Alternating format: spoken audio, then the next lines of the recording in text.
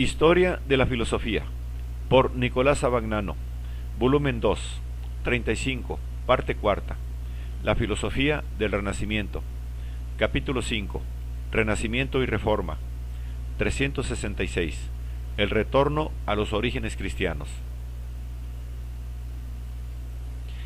El Renacimiento, como retorno del hombre a sus posibilidades originarias, es también renovación de la vida religiosa. El hombre trata de volver a entrar en posesión de aquellas posibilidades que constituían la fuerza y la vitalidad del mundo antiguo, pese a su dispersión y al debilitamiento que han sufrido durante siglos de historia, y volver a ponerse en contacto con ellas para reanudar el camino interrumpido.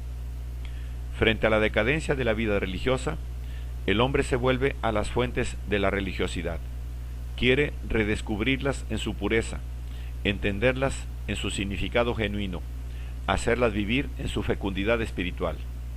Ya se ha visto cómo el platonismo intentaba reconocer y revivir la originaria sabiduría religiosa de la humanidad, sabiduría que veía sintetizada en Platón, y hacia la cual creía que afluían igualmente la especulación oriental y la grecorromana.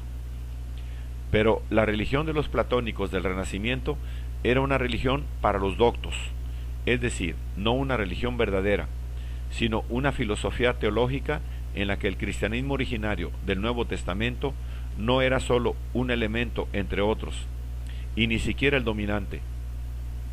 Marsilio Ficino y Pico de la Mirandola estaban de acuerdo en esta actitud con Cusano y hasta con Bruno.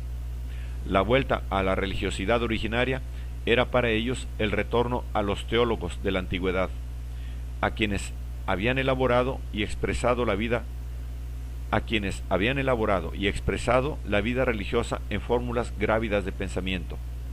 Pero el platonismo no podía, por eso mismo, desembocar en una auténtica reforma de la religiosidad. Es un momento de la renovación filosófica del Renacimiento. La reforma de la vida religiosa del occidente cristiano podía ser sólo resultado de un retorno a las fuentes del cristianismo como tal, es decir, no a los teólogos o a la teología greco-oriental, sino a la palabra misma de Cristo, a la verdad revelada de la Biblia. Aquel renacer espiritual, aquella reforma total del hombre que la predicación de Cristo había anunciado y promovido, podía tener otra vez su sentido originario y convertirse en realidad solo con un retorno a la palabra divina, tal como está expresada en los Evangelios y en los demás libros de la Biblia. La palabra de Dios se dirige no a los doctos, sino a los hombres como tales, y no quiere reformar la doctrina, sino la vida.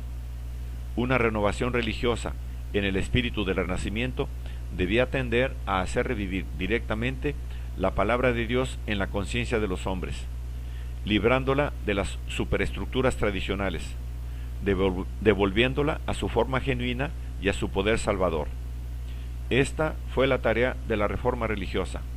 A esta se unió necesariamente, como en el humanismo, un momento filológico: restablecer en su pureza y en su genuinidad el texto bíblico. Pero, precisamente como en el humanismo, el momento filológico era instrumento de una exigencia más profunda, la de volver al significado verdadero y original de la palabra divina para hacerla valer en toda la eficacia de su poder de renovación. El momento filológico humanístico de la Reforma está representado por Erasmo,